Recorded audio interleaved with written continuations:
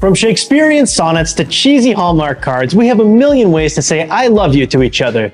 But when it comes to dogs, they're just not that into Shakespeare. Today, we're not only going to bark up the tree of canine love, but we're also going to dig up 8 foolproof, tail-wagging ways to tell your pooch, "You're my number one, the apple of my eye, the juicy marrow in my rawhide bone of existence, the tail-waggingly tantalizing leftover steak hidden in the back of the fridge next to the questionable cottage cheese."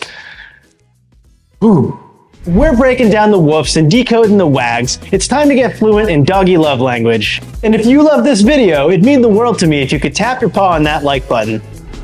Showing your pup how you love them is important for 3 reasons. First, it helps to strengthen the bond between you and your pup. Remember, dogs are pack animals and they thrive on feeling loved and accepted by their pack. When you show your snuggle muffin that you love them, it tells them that they are part of your pack, that they belong. Aww. Secondly, showing your pup love can help improve their behavior.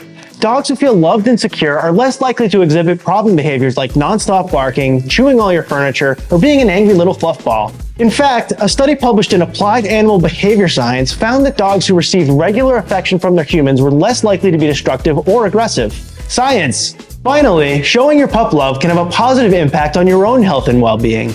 Studies have shown that interacting with pets can lower blood pressure, reduce stress, and boost immunity. So, not only is it good for your fluff ball of joy, but showing them love can also be good for you. So let's get right into it. Make sure you stick around till the end and I'll let you in on 3 really unusual benefits of making your pup feel the love. Benefits that no one else tells you about. Here are the 8 scientific ways that you can tell your 4-legged sunshine that you love them. Number 1, gazing into those sparkling puppy eyes. It's often said that when a mother gazes into the eyes of her baby, it helps them bond. No words, no singing and dancing, just eyes meeting eyes. It's because of the spike in a hormone called oxytocin, which is associated with bonding, love, and trust. Guess what? According to research, the same hormone is released when you and your Barky Boo gaze into each other's eyes. Love is being expressed, bonds are being formed, and it reduces stress and anxiety in everyone involved. But be careful. Don't enter a staring contest with a pup who isn't familiar with you. It may be seen as a threat, and you may get hurt. Number 2, avoiding punishment-based training.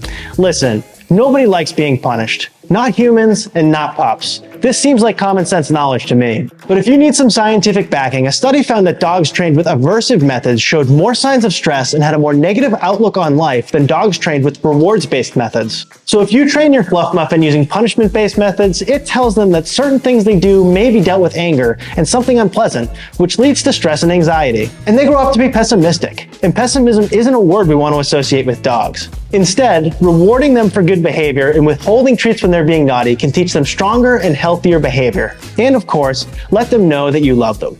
Number 3, using the puppy voice. I know. That high-pitched voice we put on when talking to animals can get a little annoying, or maybe really, really annoying, as I've been told many times. But you know who loves it? Our little fuzzy-wuzzy woofers. A study found that dogs spent more time looking at a person and being physically closer to them when spoken to in a high-pitched voice compared to a regular adult voice. So take that, anyone who's ever been around me while I'm with a pup. Number 4, having a secure attachment style. Now, if you're watching this video, chances are you have a secure attachment style with your pup. This means you two have a pretty healthy bond and you show plenty of love and affection and that they feel safe to come to you when they're feeling stressed or uncomfortable. They'll also know that they're loved and wanted, which means they'll know you'll come back wherever you go for however long, no matter what. In fact, a study found that dogs are more likely to have separation anxiety if their owners have an avoidant attachment style, which involves avoiding intimate contact and affection. I mean, if your canine cupcake doesn't even know you love them, how will they know that you'll come back to them? Number 5, giving them your stinky clothes. You know when you fall in love with someone, their scent makes you feel all warm and fuzzy and comfy? Well, it's the same for your furry love bug when it comes to you and your scent. That's why you find them taking a nap on your dirty, stinky laundry from time to time. The whole world might be repelled by your sweaty gym clothes, but not your pup. That boy can't get enough of it. It's because, of course, our pups have a greater sense of smell than we do, and it's a sense that they live by the most. So while your presence is one of the biggest ways to tell your pup that you love them, hey, remember how happy our dogs were during the lockdowns and how absolutely miserable the cats were? Good times. Anyway, if we're lucky, there won't be another lockdown in our lifetime. So we can't be present at all times because life happens. So the second best thing to do is to give them an unwashed piece of your clothing while you're away so that they feel less anxious and, of course, loved. Number 6, letting them take you on a walk. As domesticated and spoiled as our pups are, they still love to pretend they're a creature of the wild, and walks are a big part of it. One of the best ways to show your fuzzy sidekick that you love them is just to let them walk you. Let them take the lead. Of course, you decide the safest route and gently course correct them, but if they want to stop and smell the roses or dog poo for a solid 2 minutes, or inspect the trunk of a tree or the feather of a bird as if it's some kind of precious stone, just let them. Our belly rub enthusiasts show some pretty primal behavior while going on walks. It's a way for them to gather intelligence on their surroundings. They can read messages left on a fire hydrant by a fellow canine comrade, or they can leave a few messages on their own, letting everyone know who owns these streets. Or they can even inform other pups of potential dangers in the area. See, a lot's happening that we don't know about on these walks, and honestly, it's none of our business, so let's just stay out of it and be a good walking buddy. Oh, and don't forget to mix up the walking route every now and then. Or better yet, if you have a big yard or land, you can even use an invisible fence like the Spot On or the Halo and let your pup go wild and free. Check out my channel for more info on those. Anyway, a new route or a big piece of land to explore means more things to inspect and pee on. Who doesn't love that? Number 7, kissing your dog. Remember oxytocin, the love hormone? A study found that every time you plant little kisses on your slobbering sweetheart, their oxytocin levels shoot through the roof. Now, some people plant these kisses on the mouth, but that carries a lot of risks. This is because dogs' mouths can harbor bacteria that can be harmful to humans. So avoid the mouth, but a few kisses on their cheek or on their forehead can mean the world to them. And number 8, saying proper highs and goodbyes to your dog.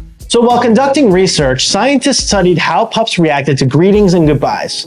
Some humans greeted pups with words, some with words and physical touch, and some just ignored their pups altogether. Rude. It was observed that greeting a dog with both speech and physical touch increased their oxytocin levels and decreased their cortisol levels. Cortisol is what they call the stress hormone. Also, petting a dog before leaving them alone led to calming behaviors and a decrease in heart rate. So make sure you show proper manners every time you meet a dog. Say hi with a few scratchies and never do an Irish goodbye. Alright, we've covered all 8 scientifically proven ways to show your pupperoo some love. But wait, there's a bonus tip that requires you to do, well, nothing. But it has a huge impact on both you and your pup. Before I tell you that, let me quickly take you through those unusual benefits of making your pup feel loved that I told you about earlier. Trust me, no one would tell you these except for me. It's a Pampered Pup exclusive.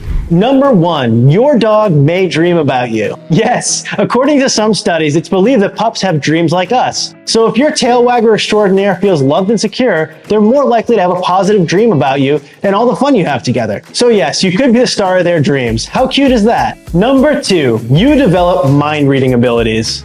Well, not Professor X level mind reading, obviously, but loving your pup and investing time in understanding their behavior can actually fine-tune your intuition and empathy. And that essentially helps you become better at understanding the nonverbal cues. And that's as close to mind reading as we can get.